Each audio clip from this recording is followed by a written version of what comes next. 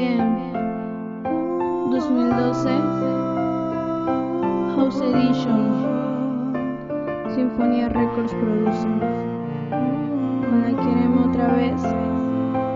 Bien, el Rasek en el beat. Viene. Ábreme las puertas de tu corazón, conóceme en mi interior. Solo pido una oportunidad, si me lo permites siempre voy a estar.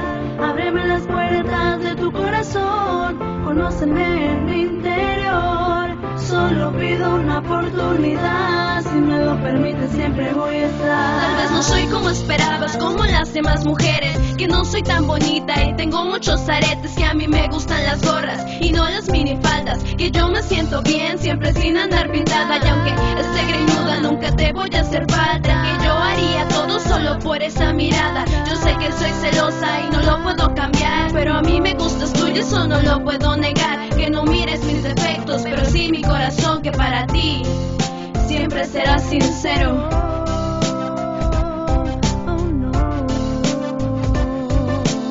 Ábreme las puertas de tu corazón, conóceme en mi interior.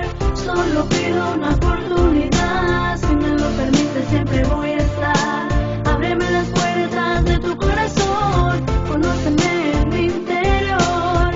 Solo pido una oportunidad, si me lo permites siempre voy a estar. Quiero que me hables, me fascina escucharte. Tu voz es la melodía que quiero escuchar.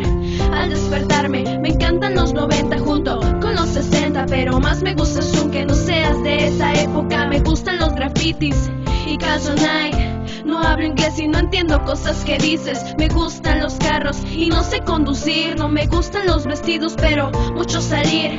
Me aburren las discos y odio los buchones. No me gustan los corridos, me dan miedo los aviones. Soy antifemenina y bastante vaga. Mis amigas se molestan porque nunca escucho banda, y en vez de eso te traigo en el celular y siempre las enfado con tu música.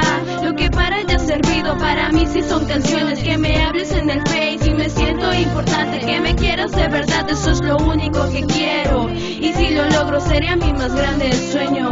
Sí, sería mi más grande sueño. Bien. Ábreme las puertas de tu corazón, conóceme en mi interior. Solo pido una oportunidad,